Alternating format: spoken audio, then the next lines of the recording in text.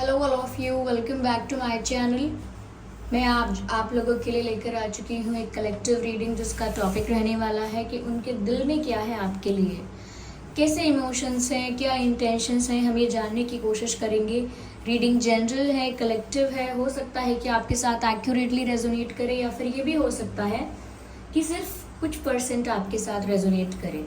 तो आपको open minded होकर सुनना है। लेकिन अगर आप इस वीडियो को देख रहे हैं, इस वीडियो तक कितने भी समय बाद पहुंचे हैं, जब आपको ये मैसेज मिलना था, ये वीडियो तभी आप तक पहुंचेगा। जब आपको इस वीडियो की ज़रूरत थी या जब ये मैसेज आप तक पहुंचना था, आप तभी इसे देख रहे हैं। इसीलिए टाइमलेस है, सभी ज़ोडिएक साइंस के लिए है, हर उम्र के व्यक्ति के लिए है। आइए देखते हैं कि उनके दिल में क्या है आपके लिए, without wasting any more time. Okay, here we have the card of guilt. सबसे पहले जो कार्ड आया है वो है guilt. Let's see what else.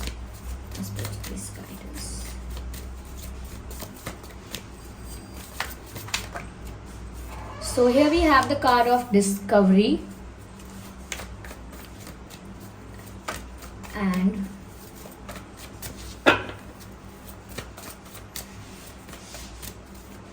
let's see what else we have.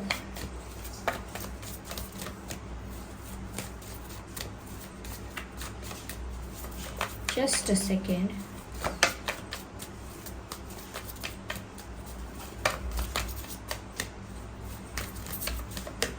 Yes. So here we have the card of rejection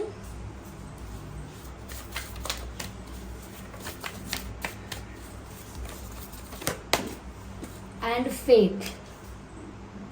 Interesting. I hope ये cards visible हैं आपको properly. सबसे पहली चीज व्यूवर्स के उनके दिल में क्या है आपके लिए, गिल्ट है व्यूवर्स। आपके जो पर्सन है वो बहुत गिल्टी फील कर रहे हैं।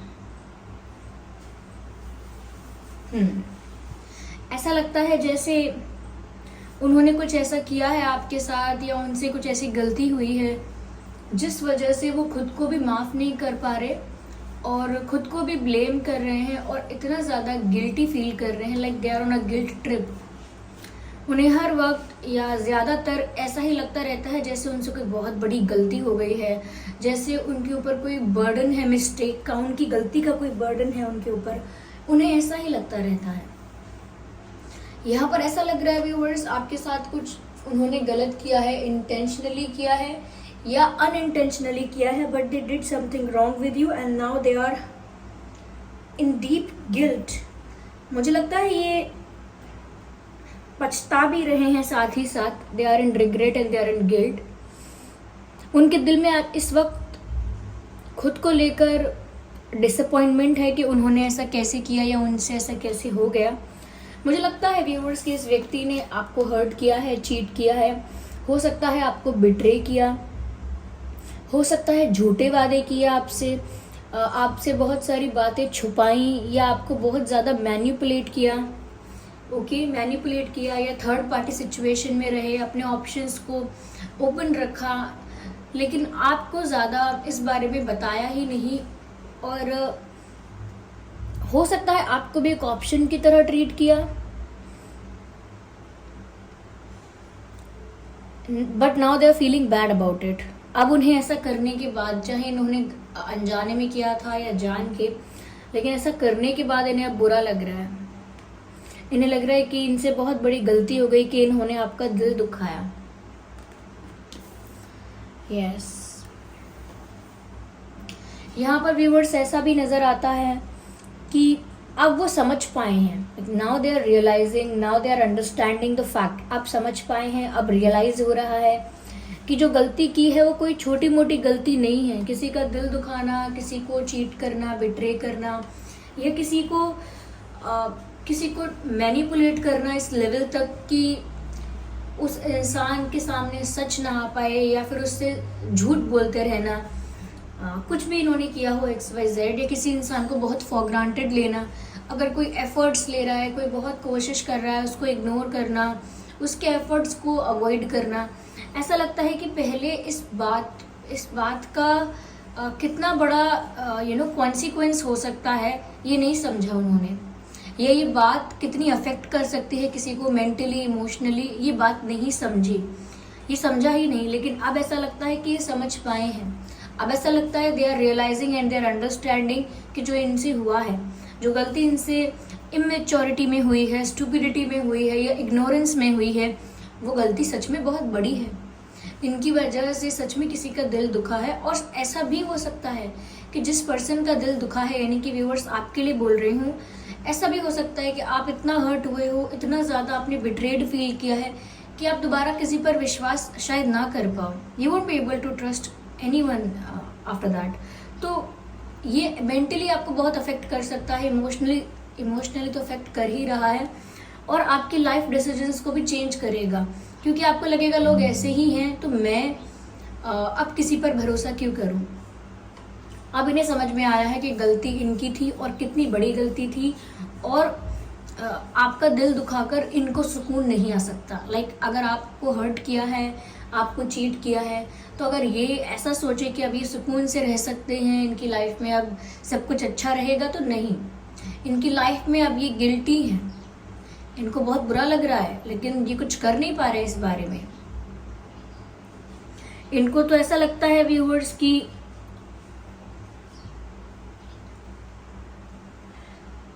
हो सकता है कि अगर वो सोचते भी हैं कि वो आपको अप्रोच करें दोबारा, तो उनको लोग ऐसा कहते हैं, उनके फ्रेंड्स या सर्कल में जो लोग हैं वो ऐसा कहते हैं, या इनका मन ही इनसे ऐसा कहता रहता है, यानी कि ओवर थिंकिंग करते होंगे तो इनका मन भी इनसे ऐसा कह सकता है कि अब कोई फायदा नहीं है, you are going to face rejection. अब आपको सिर्फ और सिर्फ रिजेक्शन मिलेगा अगर आप दोबारा अप्रोच करोगे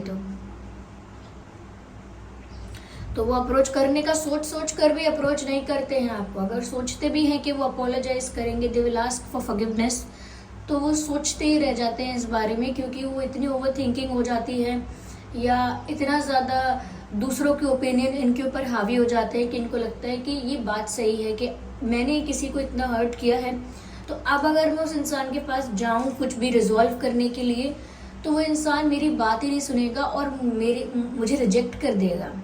तो उनको अब एक फियर ऑफ रिजेक्शन भी है, जो कि ट्रू है, सही है, क्योंकि यहाँ पर आपकी पर्सनालिटी भी ऐसी ही निकल कर आ रही है कि अब आप विश्वास करना नहीं चाहते, दोबारा करेंगे नहीं। ये अब आपका माइंडसेट बन जाएगा या बन गया होगा कि अब मैं क्यों ट्रस्ट करूँ किसी पर, मैं क्यों विश्वास करूँ, चाहे कोई कुछ भी बोले, चाहे कोई सॉरी बोले या कुछ और बोले, मेरे लिए इतना आसान नहीं है भरोसा करना। तो इनको ऐसा ही लगता है कि ये रिजेक्शन फेस करेंगे आपकी तरफ से, और इसीलिए इस बारे में सोचते भी रहते हैं। यस, यहाँ मुझे ऐसा भी लग रहा है व्यूअर्स कि ये यूनिवर्स पर फेथ रख रहे हैं कि जो होगा अच्छा ही होगा। सब कुछ इन्होंने डिवाइन पर, यूनिवर्स पर, ईश्वर पर छोड़ दिया है कि अब जो होगा उसे ये एक्सेप्ट करेंगे।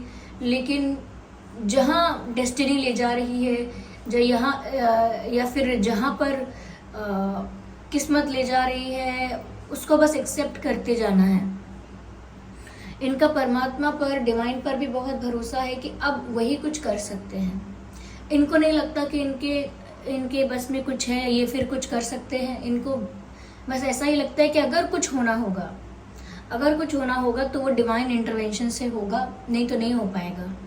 तो इनका जो फेथ है वो अब डिवाइन पर बढ़ गया है, ईश्वर पर बढ़ गया है कि अब जो भी होगा वो डिवाइन करेंगे, ईश्वर करेंगे। इसीलिए वो थोड़ा सोच नहीं रहे हैं इस बारे में इतना, और जितना भी सोच रहे हैं वो यही सोच रहे हैं कि मैं अब क्या कर सकता हूँ, मेरे हाथ में क्या है, अब जो होना होगा वो अपने आप होगा, डिवाइन इंटरवेंशन से होगा। सब कुछ सरेंडर कर दिया है एक तरह से, लेकिन they are still feeling guilty.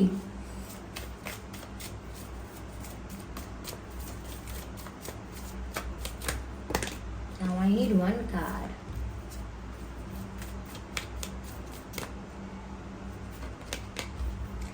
I think they are thinking about coming to you।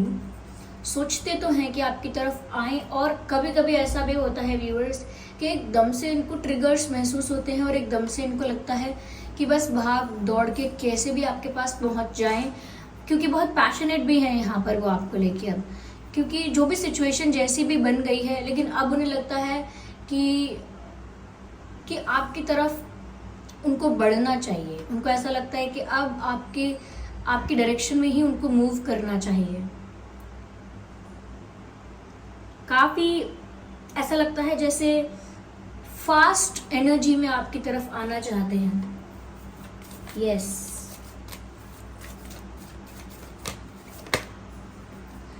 Okay, I need one card. काफी फास्ट एनर्जी में आपकी तरफ आना चाहते हैं, बट स्टिल वो अपने कंफर्ट जोन से निकल ही नहीं पा रहे हैं। चाहते हैं और क्या कर रहे हैं, दोनों में फर्क है। चाहते तो हैं कि वो क्विकली और बहुत फास्ट आपके पास आ जाएं और जो भी आपसे कहना है या जो भी कन्फेस करना है करें, चाहे अपोलोजाइज करना है, लेकिन रियलिटी तो ये है कि वो अपने कंफर्ट जोन को छोड़कर निकल ही नहीं पा रहे हैं, क्योंकि रिजेक्ट कर देंगे आप उन्हें, उनकी बात नहीं सुनेंगे, ये भी उनको डर है। ओके, आप उनको रिजेक्ट कर देंगे, उनको माफ़ी देंगे ही नहीं या उनको सुनेंगे ही नहीं, ये भी उनको एक डर है। तो उस डर की वजह से भी वो अपने कंफर्ट जोन में या अपने ही उस बबल में बैठे हुए हैं, अपने ही उस इल्यूजन में बैठे हुए हैं कि नहीं नहीं अब कुछ नहीं हो सकता, तो वो अपने कंफर्ट जोन से बाहर ही नहीं निकल रहे हैं, ऐसा मुझे लगता है। They are not trying to come out from that zone. Yes, वो खुद भी प्रयास नहीं कर रहे हैं उस कंफर्ट जोन से या उस उस माइंडसेट से बाहर आने की कोशिश कर ही नहीं रहे हैं। मुझे लगता है व्यूअर्स, बहुत ज़्यादा सेल्फ एनालिसिस इस वक्त चल रहा है। खुद के बारे में बहुत ज़्यादा एनालिसिस कर रहे हैं कि मैं किस तरह का इंसान हूँ, मैंने जो किया वो ठीक किया, गलत किया। सेल्फ एनालिसिस चल रहा है, खुद पर अब चिंतन कर रहे हैं कि मुझ में क्या सुधार करने की ज़रूरत है मुझे, और मैं कहाँ गलत चला गया या मैं कहाँ गलत चली गई। क्या मैं ऐसा इंसान हूँ जो मैं किसी को हर्ट करूँ, या क्या मैं ऐसा इंसान हूँ जो किसी के दुख को किसी के दुख का कारण बनूँ। तो मुझे लगता है बहुत ज़्यादा आत्मचिंतन चल रहा है, अपने ऊपर बहुत ज़्यादा सोच विचार कर रहे हैं। मुझे ऐसा लगता है कि आपके साथ वापस वो फ्रेंडशिप, वापस वो बॉन्ड क्रिएट करना चाहते हैं। Sorry for the background noise. वो रिश्ता, वो बॉन्ड, वो फ्रेंडशिप वापस क्रिएट करना चाहते हैं जो बहुत प्योर है। तो उन्हें आपके साथ एक फ्रेंडशिप चाहिए, और फ्रेंडशिप का मतलब ये नहीं सिर्फ फ्रेंडशिप ही चाहिए, लेकिन उन्हें वो फ्रेंडशिप नहीं खोनी जो आपके साथ है। जो भी हो रहा है रिश्तों में, रिलेशनशिप्स में, लव लाइफ में, लेकिन वो चाहते हैं कि आप जैसा मित्र को ना खो दे कहीं, क्योंकि आपकी फ्रेंडशिप उनके लिए बहुत वैल्यूएबल है। तो कहीं ना कहीं मुझे लगता है कि वो आपकी मित्रता नहीं खोना चाहते। They still wants to be your friend. Yes, क्योंकि अकेले हो गए हैं आपके बिना। They are feeling alone. हो सकता है इनकी लाइफ में कोई भी है, कोई भी नहीं है, but still they are feeling alone without you. आपके बिना बहुत ज़्यादा अकेलापन इनको महसूस हो रहा है, ऐसा लगता है।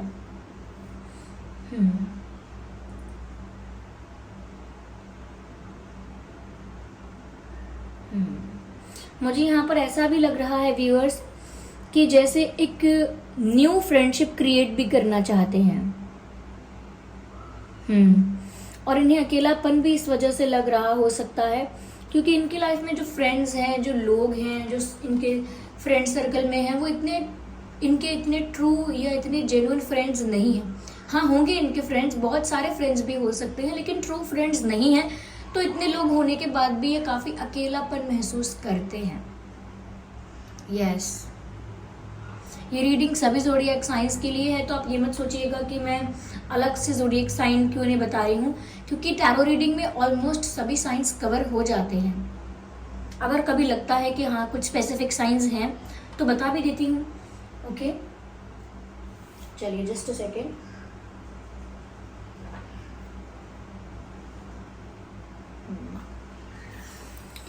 आगे देखते हैं व्यूअर्स।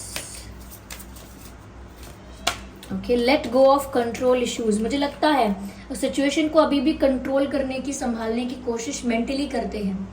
वैसे तो सब इन्होंने डिवाइन पर छोड़ दिया है, यानी सब कुछ ईश्वर पर छोड़ दिया है कि जो होगा अब परमात्मा की इच्छा से होगा, जैसा जैसा वो चाहेंगे वैसा होगा। लेकिन स्टिल बहुत ज़्यादा दिमाग लगाते हैं अभी भी, सोचते हैं कि क्या कर सकते हैं, क्या नहीं कर सकते हैं, आप क्या सोच रहे होगे, आप कैसे हैंडल करोगे अगर वो आपको अपोलोजाइज करने आए आपसे। तो मुझे लगता है कि इनकी आदत है, ये थोड़े कंट्रोल फ्रीक है, इनको ना सिचुएशन को कंट्रोल करने की या कंट्रोल अपने हाथ में लेने की बहुत आदत है।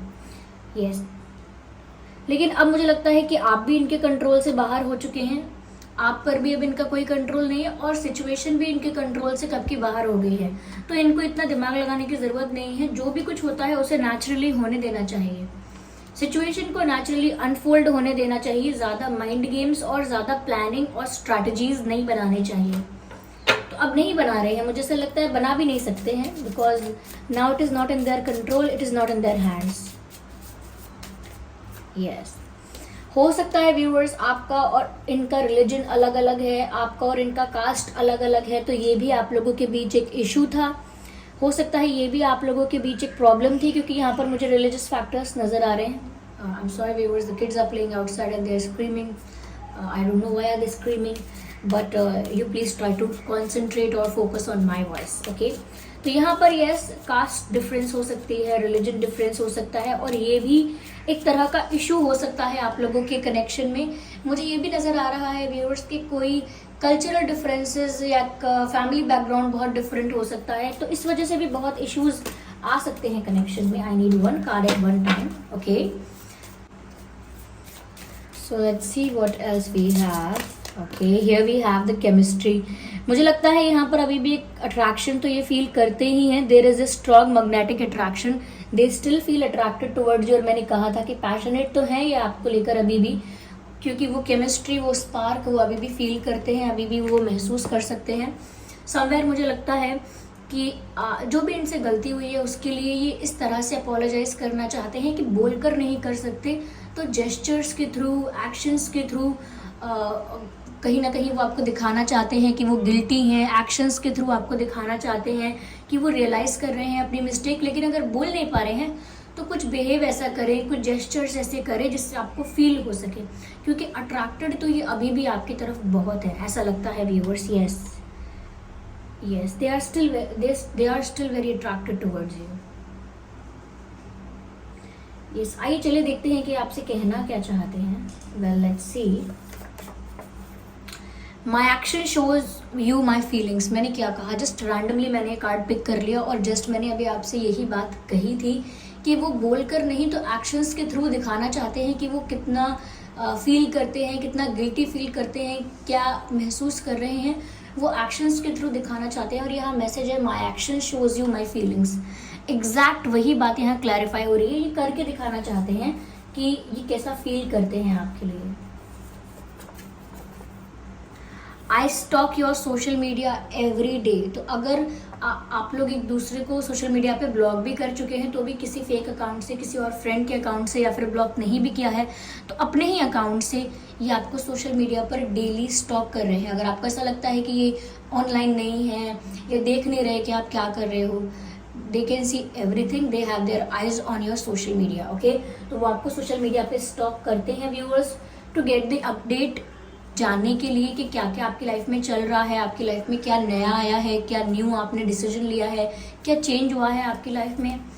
एंड मैसेज है now is not the time. वो अभी आपके पास नहीं आ पा रहे हैं क्योंकि उनको ऐसा लग रहा है ये सही वक्त नहीं है। इस वक्त आप शायद गुस्से में हो सकते हैं, ऑलरेडी काफ़ी नाराज़ हो सकते हैं, और वो इस वक्त अगर आपके पास आ जाएंगे तो उसी नाराज़गी में, उसी गुस्से में आप इन्हें रिजेक्ट कर देंगे।